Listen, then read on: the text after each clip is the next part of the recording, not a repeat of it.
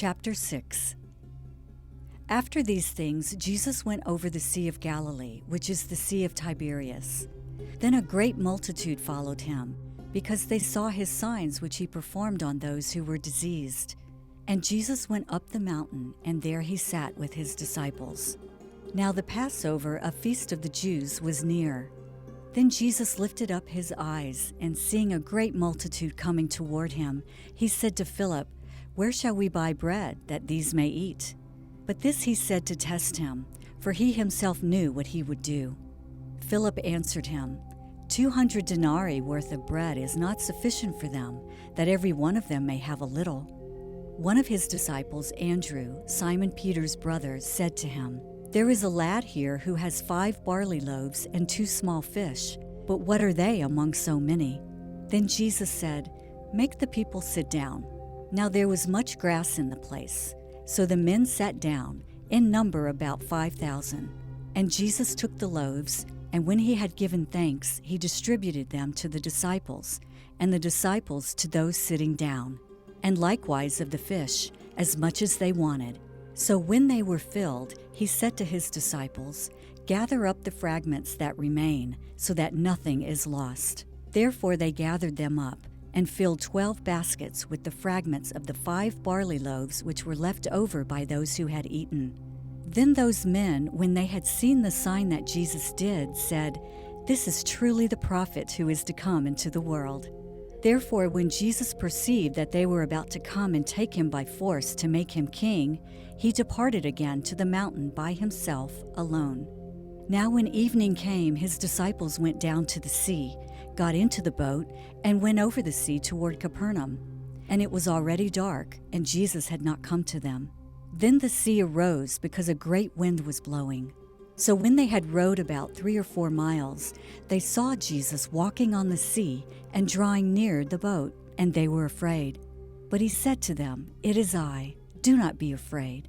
Then they willingly received him into the boat, and immediately the boat was at the land where they were going. On the following day, when the people who were standing on the other side of the sea saw that there was no other boat there, except that one which the disciples had entered, and that Jesus had not entered the boat with his disciples, but his disciples had gone away alone. However, other boats came from Tiberias, near the place where they ate bread, after the Lord had given thanks. When the people therefore saw that Jesus was not there, nor his disciples, they also got into boats and came to Capernaum, seeking Jesus. And when they found him on the other side of the sea, they said to him, "Rabbi, when did you come here?" Jesus answered them and said, "Most assuredly I say to you, you seek me, not because you saw the signs, but because you ate of the loaves and were filled.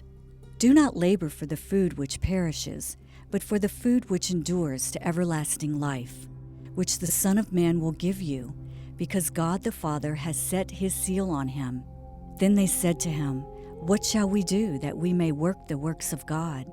Jesus answered and said to them, "This is the work of God, that you believe in him whom he sent."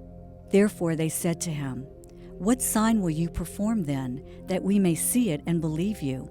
What work will you do? Our fathers ate the manna in the desert. As it is written, he gave them bread from heaven to eat."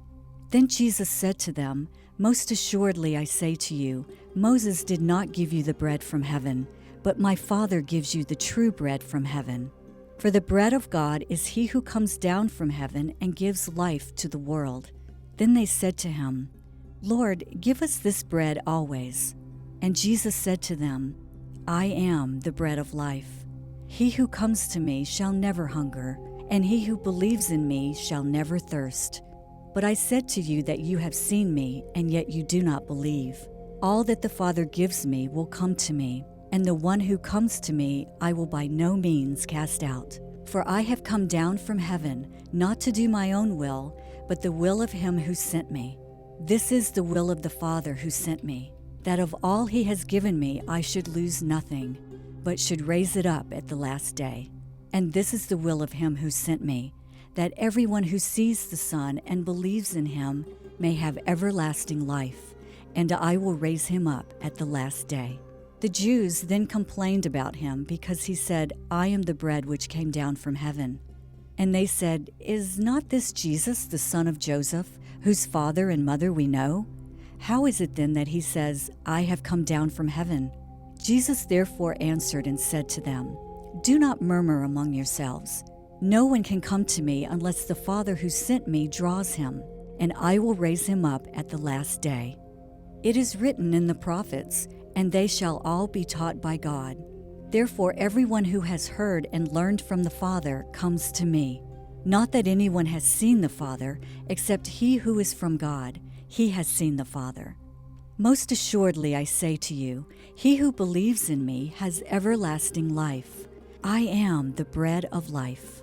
Your fathers ate the manna in the wilderness and are dead. This is the bread which comes down from heaven, that one may eat of it and not die. I am the living bread which came down from heaven. If anyone eats of this bread, he will live forever. And the bread that I shall give is my flesh, which I shall give for the life of the world." The Jews therefore quarreled among themselves, saying, "How can this man give us his flesh to eat?" Then Jesus said to them, "Most assuredly I say to you, unless you eat the flesh of the Son of Man and drink his blood, you have no life in you. Whoever eats my flesh and drinks my blood has eternal life, and I will raise him up at the last day. For my flesh is food indeed, and my blood is drink indeed. He who eats my flesh and drinks my blood abides in me, and I in him. As the living Father sent me, and I live because of the Father, so he who feeds on me will live because of me. This is the bread which came down from heaven, not as your fathers ate the manna and are dead. He who eats this bread will live forever." These things he said in the synagogue as he taught in Capernaum. Therefore many of his disciples, when they heard this, said, "This is a hard saying. Who can understand it?" When Jesus knew in himself that his disciples complained about this, he said to them, "Does this offend you? What then if you should see the Son of Man ascend where he was before? It is the Spirit who gives life. The flesh profits nothing. The words that I speak to you are spirit, and they are life. But there are some of you who do not believe." For Jesus knew from the beginning who they were who did not believe and who would betray him. And he said, "Therefore I have said to you that no one can come to me unless it has been granted to him by my Father." From that time many of his disciples went back and walked with him no more. Then Jesus said to the 12, "Do you also want to go away?" But Simon Peter answered him, "Lord, to whom shall we go? You have the words of eternal life. Also, we have come to believe and know that you are the Christ, the Son of the living God." Jesus answered them, "Did I not choose you, the 12, and one of you is a devil?" He spoke of Judas Iscariot, the son of Simon, for it was he who would betray him, being one of the 12.